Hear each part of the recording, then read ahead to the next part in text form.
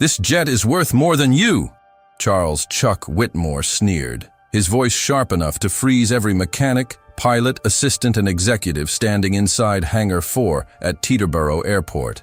The words echoed beneath the steel beams like a public sentence. Outside, the New Jersey morning was cold and gray, with rainwater still clinging to the concrete ramp and thin mist rolling over the runway lights. Inside the private aviation terminal, everything smelled expensive. Dark, roasted coffee from the VIP lounge, polished walnut tables, leather chairs, jet fuel, and the faint metallic scent of tools warmed under fluorescent lights. A Gulfstream G650ER sat just beyond the open hangar doors, its white fuselage gleaming under pale morning light, its tail marked with the silver and navy emblem of Whitmore Aerospace Holdings. The aircraft was worth nearly $86 million, more than most people in that room would earn in 10 lifetimes, and Chuck wanted everyone to remember it. He stood in a tailored navy suit, Rolex visible under his cuff, silver hair combed perfectly back, blue eyes cold with impatience.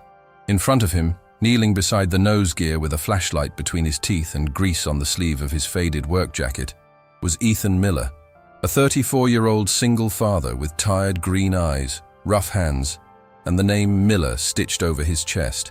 His boots were worn at the soles, his jeans clean but old, and beside his toolbox sat a pink child's lunch bag with a little American flag keychain clipped to the zipper. Ethan slowly stood, wiped his fingers on a red shop rag, and looked at the CEO without raising his voice. "Sir," he said, swallowing the humiliation, "give me 6 minutes. If you're watching this story from somewhere in America or anywhere around the world, subscribe to the channel and comment where you're watching from. Now let's get back to what happened inside that hangar." The room went silent in a way that made even the machines seem to hold their breath. Behind Chuck, 2 vice presidents in charcoal suits exchanged uncomfortable glances, but neither had the courage to correct him. A young flight attendant lowered her eyes. The captain of the Gulfstream, a former Navy pilot named Mark Reynolds, kept one hand on the open cockpit door and watched Ethan carefully because he had heard that tone before in the military, the calm tone of a man who knew exactly what was wrong and did not have the luxury of pride. Rain tapped against the hangar roof in uneven bursts. The concrete floor was slick near the entrance, reflecting yellow safety lines, chrome tool cabinets, and the polished black shoes of men who had never crawled under an aircraft in winter. Chuck's briefcase sat on a leather bench near the lounge entrance, beside a silver tray of untouched croissants and a glass pitcher of orange juice. Everything around him was designed for comfort, status, and control. Ethan had none of that. He had a cracked phone in his pocket, a stack of medical bills at home, and a 7-year-old daughter named Lily sitting in the employee waiting room with her inhaler, a coloring book, and the kind of faith in her father that made failure feel impossible. Chuck stepped closer, his expensive cologne cutting through the smell of fuel. 6 minutes, he said, almost laughing. "You people always say that right before you cost real men real money." Ethan's jaw tightened, but he did not answer the insult. He looked past the CEO toward the aircraft, toward the warning light still glowing inside the cockpit, and then toward Captain Reynolds. "Hydraulic secondary pressure is dropping because the valve is reading dirty," Ethan said. "But the sound isn't the pump. It's the connector near the auxiliary control line. I heard it cycle wrong when they powered up." Chuck turned his head slowly, irritated that a man in stained work clothes had dared to speak in technical certainty in front of his executives. "And I'm supposed to trust you because you heard something?" he asked. Ethan picked up his flashlight and opened his small tool roll, each wrench lying in its pocket with the care of someone who respected his work, even when the world did not respect him. His hands moved with controlled discipline, the kind that came from years of pressure, sacrifice, and early mornings where one mistake could cost a life. "No, sir," Ethan said quietly. "You trust the plane. It's telling you what's wrong." That sentence landed harder than he intended. Captain Reynolds took one step forward, studying Ethan with growing interest. "Let him look," the captain said. Chuck shot him a cold look. "This meeting in Dallas is worth $240 million. The captain did not flinch. "Then 6 minutes is cheaper than a mistake at 30,000 feet. A low murmur moved through the hangar. Ethan crouched back under the nose section, the fabric of his jacket pulling tight across his shoulders as he reached into the access panel. The beam of his flashlight cut through the shadowed compartment, revealing bundled wires, hydraulic lines, and a small connector with greenish oxidation near the edge. Chuck watched from above, arms crossed, impatience stamped across his face. He saw only a poor mechanic wasting his time.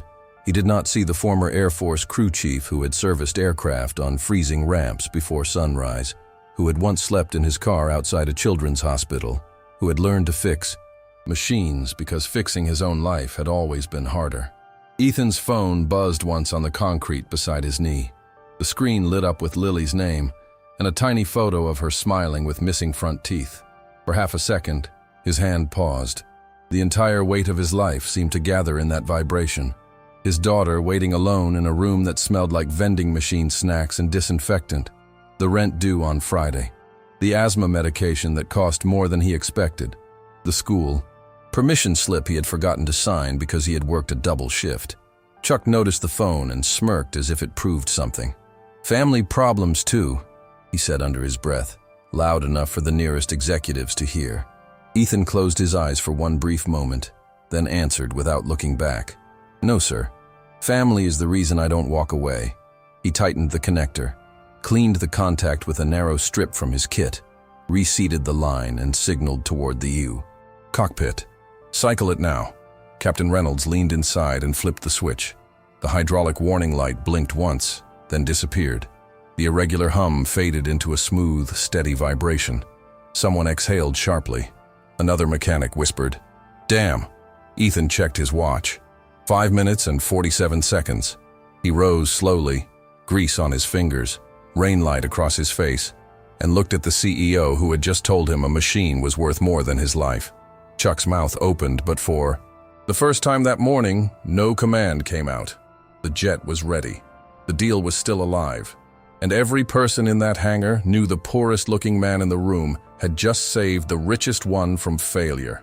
Ethan Miller did not wait for applause, because men like him had learned early that applause usually belonged to people standing far from the work.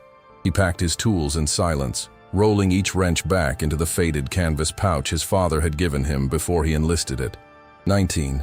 The pouch still smelled faintly of machine oil, old leather, and cold garages. The kind of scent that reminded him of early Saturday mornings in Ohio, when his father would lift the hood of a pickup truck and say, "A good man fixes what he can and takes responsibility for what he can't." Ethan had carried that sentence through 6 years in the United States Air Force, through night shifts on flight lines in Texas, through sandstorms overseas, through the birth of his daughter, through the funeral of the woman he loved, and through every humiliating job interview where a hiring manager looked at his military record and asked why he never finished a 4-year degree. He had fixed aircraft that carried generals, medevac teams, supplies, and soldiers coming home under flags, but now in a private hangar full of polished shoes and quiet judgment, he was still just the guy in old boots. Chuck Whitmore boarded his jet 20 minutes later without thanking him. The CEO moved through, the cabin like a man returning to a throne, passing cream leather seats, glossy wood panels, brushed chrome fixtures, and a conference table stocked with bottled water from Norway, imported almonds, and monogrammed folders. His executives followed him with nervous smiles, still pretending nothing unusual had happened. But Chuck could not sit comfortably. The insult he had thrown at Ethan kept replaying in his head, not because he felt sorry yet, but because it had failed to produce the result he expected. In his world, humiliation usually made people shrink. Ethan had not shrunk. He had absorbed the blow, focused on the aircraft, solved the problem, and stood back up with a steadiness Chuck could not purchase, train, or intimidate. As the engines started and the Gulfstream rolled toward the runway, Chuck stared through the oval window at Hangar 4. He saw Ethan through the mist, carrying his toolbox in one hand and the pink lunch bag in the other, walking toward the employee entrance instead of the VIP lounge. For a strange second, the man looked less like a mechanic and more like a father trying to carry an entire life without letting it fall. Ethan found Lily in the employee waiting room, curled into the corner of a cracked vinyl couch, her small knees tucked under an oversized gray hoodie, her blonde-brown hair tied unevenly with a red ribbon she had chosen because it matched the stripes on the flag keychain. The room had no windows, just beige walls, a humming soda machine, a microwave stained with old soup, and a plastic table where employees ate quickly before returning to people who never learned their names.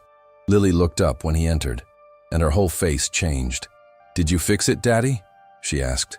Ethan forced a smile before she could see the hurt still sitting behind his eyes. "Yeah, Bug," he said, kneeling in front of her. "Just a stubborn connector." She touched the grease on his sleeve like it was proof of magic.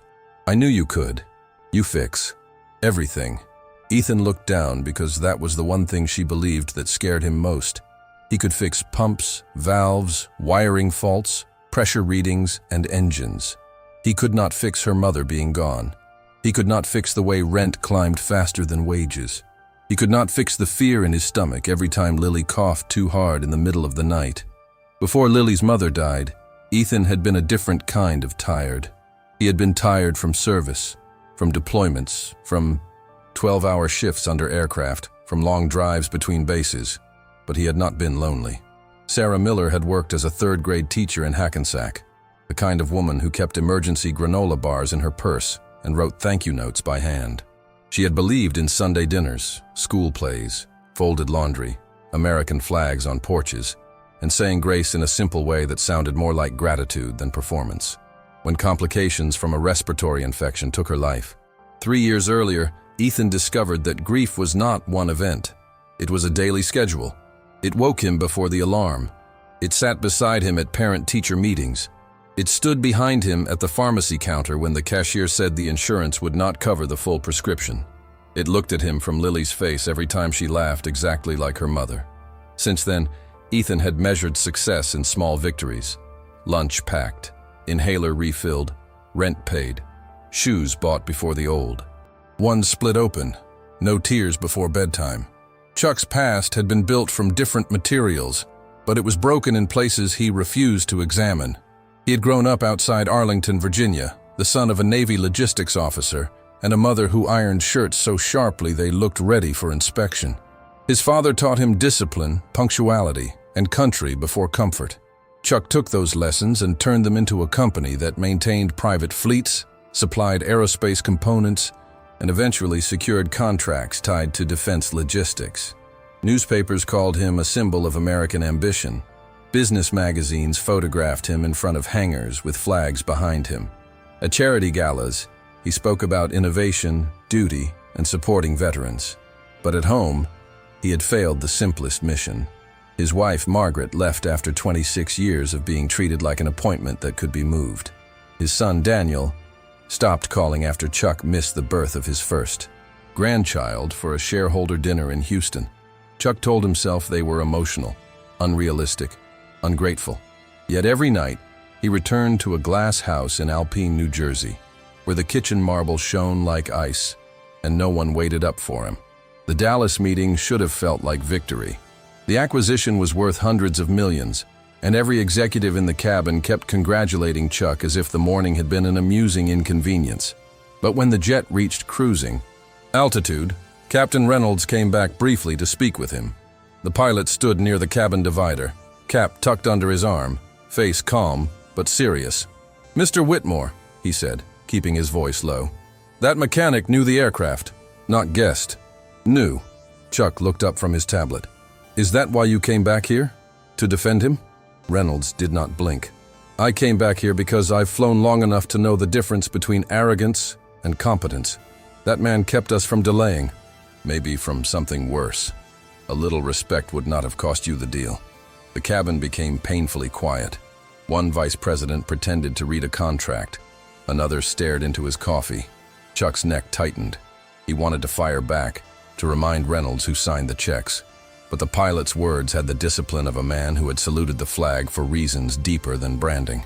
Chuck looked away first. Back at Teterboro, trouble was already forming around Ethan. The airport operations manager, Grant Holloway, called him into a narrow office with gray carpet, plastic blinds, and a framed safety certificate hanging crooked behind the desk. Grant was not powerful enough to own a jet.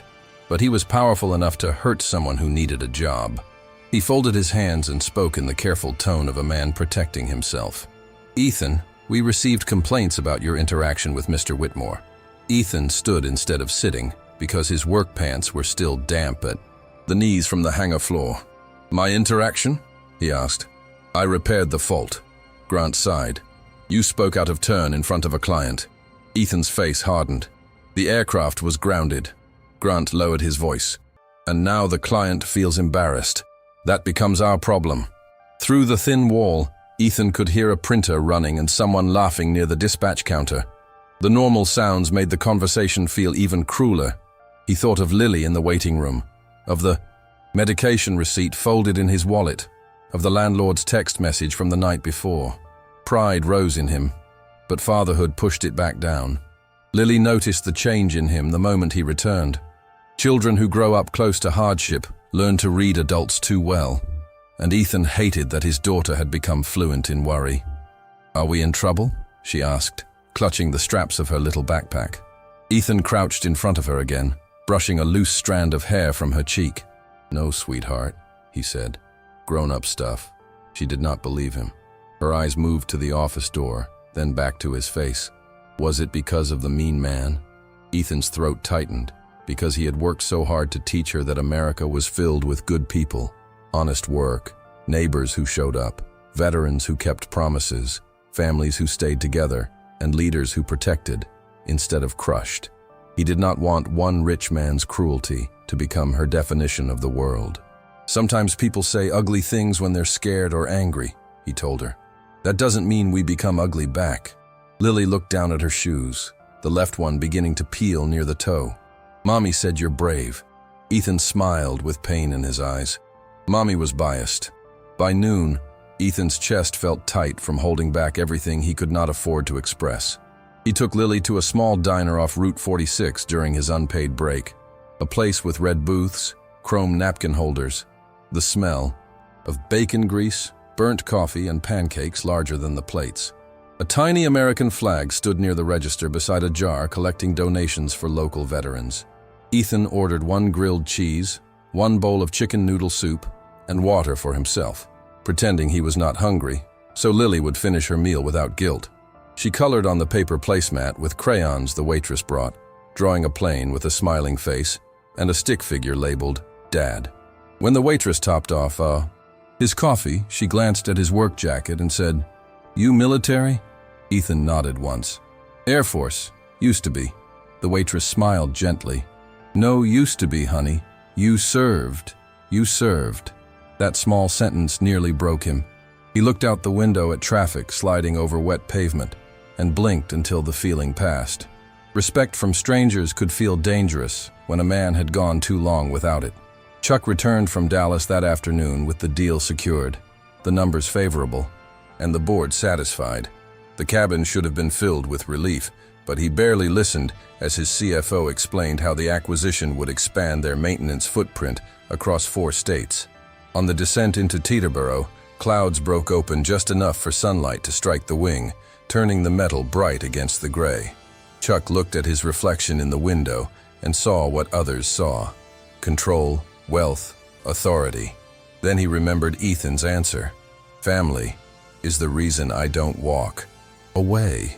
The sentence irritated him because it sounded simple and because it exposed something complicated. Chuck had walked away from dinners, birthdays, hospital rooms, apologies, and conversations that required humility. He had called it work ethic. He had called it sacrifice. But maybe some of it had been cowardice dressed in a suit. When the jet touched down, Captain Reynolds announced the local time and temperature, and Chuck felt the wheels grip the runway with a jolt that seemed to pull him back into the morning he had tried to leave behind. Inside the terminal, Chuck expected the usual choreography of arrival: black SUV waiting, assistant holding documents, security opening doors, executives moving around him like planets around a sun. Instead, near the employee corridor, he saw Lily sitting alone on a bench with her backpack hugged to her chest, breathing through her mouth in shallow pulls. Her cheeks were pale, and her eyes were glossy with the effort of staying calm. Ethan was at the operations counter, speaking urgently to Grant Holloway. one hand gripping a folder, the other holding a pharmacy bag. Chuck slowed without meaning to. Grant's voice carried across the polished floor. "I'm telling you, Ethan, if you leave again during shift, it goes in the report." Ethan's reply was low but strained. "My daughter's inhaler is not optional." Grant looked embarrassed by the public nature of the exchange, which made him colder. "Neither is policy." Chuck stood beside a leather chair that cost more than Ethan's monthly rent, and watched a father being forced to choose between obedience and his child's breathing. Something old and buried shifted inside him, but not enough yet to become courage. Ethan turned and saw Chuck watching. For 1 second, both men were back in the hangar, separated by the same invisible wall. Money on one side, need on the other. Ethan's expression closed immediately. He picked up Lily's backpack, helped her stand, and whispered, "Come on, Bug." Lily tried to smile, but a cough bent her forward. Ethan's face changed with instant fear. Not panic, not weakness. Focused terror, the kind only a parent recognizes. He guided her toward the exit, but Grant stepped from behind the counter. "If you leave, don't expect me to protect your position." Ethan stopped. His hand rested on Lily's shoulder. Rain streaked down the glass behind them, blurring the private jets outside into shapes of white and silver. Chuck could hear his own assistant asking whether he wanted the SUV brought around, but the words sounded distant. He imagined Daniel at 7 years old, waiting at a Little League field while Chuck closed a deal in Chicago. He imagined Margaret saying, "One day you'll have everything except the people who mattered." At the time, he had called that dramatic. Now it sounded like prophecy. Ethan made the choice without drama. He looked at Grant and said, "Then do what you have to do." He lifted Lily into his arms, even though she was getting too big to be carried, her small hands gripping the collar of his jacket, her face pressed against his shoulder. The pink lunch bag swung from his wrist beside the worn toolbox, and the sight of those two objects together, childhood and labor, tenderness and survival, cut through the polished emptiness of the terminal. Chuck watched them pass within a few feet of him. Lily's eyes met his briefly, not accusing, not angry, just frightened and tired. That hurt worse than judgment. Ethan did not ask Chuck for help. He did not remind him that he had saved the flight. He did not perform suffering for a rich man's conscience. He simply carried his daughter toward the rain, because that was what fathers did. Chuck stood motionless as the automatic doors opened, letting in cold air, wet pavement smell, and the distant roar of another jet taking off. For the first time in years, Charles Whitmore felt the full weight of being powerful and doing nothing. By the time Ethan returned to Teterboro that evening, Lily had been treated at a pediatric urgent care in Hackensack. Her breathing had steadied, and the fear had drained from her small body, leaving behind the exhausted quiet of a child who had tried too hard to be brave. Ethan carried her medicine in a white paper pharmacy bag and held her hand as they crossed the terminal floor, where the night lighting turned the glass walls black and reflective. The VIP lounge was nearly empty now. The leather chairs, perfectly arranged, the walnut tables polished, the smell of expensive coffee replaced by floor cleaner and rain-damp wool coats. Ethan had come back only because Grant Holloway had called twice, telling him there was paperwork he needed to sign before the end of the day. He knew what that meant. Men like Grant did not call poor employees back at night to thank them. Ethan walked toward the operations office with Lily beside him, her little fingers curled around his, her red ribbon loose in her hair, her face pale but calm. "Daddy," she whispered, "are they mad because you fixed the plane?" Ethan looked down at her, and for a second, he could not answer. He wanted to tell her the truth, that sometimes people in power hated being saved by someone they looked down on. Instead, he squeezed her hand and said, "No matter what they do, Bug, we tell the truth. We keep our word, and we don't let anger choose who we become." Grant Holloway was waiting inside the main hangar, not the office, and that made Ethan's stomach tighten. The hangar doors were half closed against the rain, and the Gulf Stream sat under white industrial lights, clean, silent, and enormous, like a monument to money. Around it stood Captain Reynolds, 2 mechanics, 3 executives from Whitmore Aerospace, Chuck's assistant, and several airport staff pretending they were there for routine reasons. On a folding table near the tool cabinets lay a termination form, a black pen, and Ethan's employee badge. Grant cleared his throat, wearing the stiff expression of a man trying to look official while doing something shameful. "Ethan Miller," he said, "due to insubordination, unauthorized client engagement, and abandonment of shift duties, your contract assignment is being ended effective immediately." Lily's grip tightened around Ethan's hand. Ethan stared at the paper. The words seemed almost absurd after everything that had happened. He had fixed the jet. He had protected the passengers. He had taken his sick daughter to get medical care. Yet here he was, standing beneath an $86 million aircraft, being told his dignity was a policy violation. Captain Reynolds stepped forward. "That's wrong, Grant," he said. Grant avoided his eyes. "It's already been reviewed."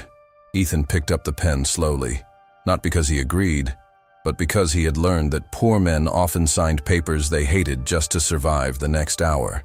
Before the pen touched the page, the hangar door rumbled open wider, and cold night. Air swept across the concrete. Chuck Whitmore entered without his overcoat, his navy suit slightly damp at the shoulders, his perfect silver hair disturbed by rain for the first time anyone had ever seen.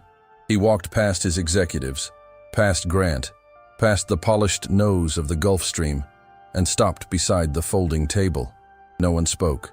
The same man who had sneered in the morning now looked older, not weaker, but stripped of the armor that arrogance had given him. His eyes moved first to the termination form, then to Lily's tired face, then to Ethan's grease-marked hands. Chuck picked up the paper, read the first line, and tore it cleanly in half. The sound was small, but in that hangar it landed like thunder. Grant's mouth opened. "Mr. Whitmore, I was only trying to—" Chuck turned on him, voice low and controlled. "You were trying to punish a man for saving my aircraft and then choosing his daughter's lungs over your paperwork." Grant went red. Chuck faced the room, and for the first time, his authority did not feel cold. It felt accountable. "This morning, I said something vile. I said this jet was worth more than him." He paused, and his throat moved as if the next words cost him more than money ever had. "I was wrong. Not slightly wrong. Not professionally wrong. Morally wrong." Ethan did not move. Lily leaned against his leg, looking up at Chuck with the cautious confusion of a child trying to understand an adult apology. Chuck stepped closer, but not too close, as if he finally understood that respect had a distance. "Mr. Miller," he said, using his name with care, "that meeting in Dallas closed because you got this aircraft ready in 6 minutes. $240 million stayed alive because you knew what everyone else missed. But that is not the part I can't stop thinking about." He looked at Lily, then back at Ethan. "The part I can't stop thinking about is that after I insulted you in front of everyone, you still did the job right. You still protected the people on that plane. You still carried yourself like a man I should have been humble enough to recognize." Ethan's face tightened, but his voice stayed quiet. "I don't need a speech, sir." Chuck nodded. "No. You need respect. You need a fair chance. And your daughter needs a father who isn't punished for being a father." The words broke something in the room. One of the mechanics looked away, wiping his mouth with the back of his hand. Captain Reynolds lowered his eyes, jaw clenched. Ethan swallowed hard, fighting the emotion in front of his daughter. "I'm not asking for charity," he said. Chuck answered immediately. "Then don't take charity. Take the job you earned." Chuck reached into a folder his assistant had been holding and placed a new document on the torn remains of the termination form. It was an offer letter from Whitmore Aerospace Holdings, supervisor of Fleet Technical Response, $118,000 a year, full medical and dental coverage, emergency family leave, and a veterans hiring initiative under Ethan's leadership. Ethan stared at the number as if it belonged to someone else's life. Lily tugged his sleeve. "Daddy, does that mean medicine?" The question nearly brought him to his knees. Ethan covered her hand with his own, and the hangar blurred for a second. Chuck's voice softened. "It means your father never has to choose between fixing a plane and protecting you again." Ethan looked up, eyes wet but steady. "If I accept," he said, "then I want something in writing. Not just for me, for the men and women like me, veterans, single parents, mechanics without fancy connections, people who know the work but never get invited into the room. Chuck held his gaze. Done. Ethan breathed out, and for the first time that day, the weight on his shoulders shifted. Lily wrapped both arms around his waist, and Ethan bent down, pressing his cheek to her hair as the entire hangar stood silent around them. If this story of a humble single dad proving everyone wrong has you watching until the end, hit that like button and subscribe to the channel. Your support helps us bring you more emotional stories of sacrifice, hidden strength, and unforgettable twists. Now let's get back to the video. 3 months later, the same hangar at Teterboro no longer felt like a place divided between people who mattered and people who were expected to stay invisible. A new sign hung near the entrance in brushed steel letters. Miller Veterans Technical Program, honoring service, skill, and family. Beneath it stood Ethan Miller, clean-shaven now, wearing a crisp navy technical jacket with Miller embroidered over the heart and supervisor stitched beneath it. His boots were still practical, his hands still rough, and his eyes still carried the memory of hard years, but the constant fear had left his face. Around him, 12 new trainees listened as he explained a hydraulic inspection procedure, including 2 former Marines, a Navy veteran, an Army, National Guard mother of 3, and a young single father from Newark who had been rejected by 5 companies because he had no college degree.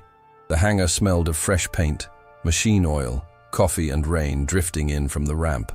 American flags stood along the wall, not as decoration for corporate speeches, but as a reminder that the country was strongest when it remembered the people who served it quietly. Lily sat at a small homework desk Chuck had ordered installed near Ethan's office.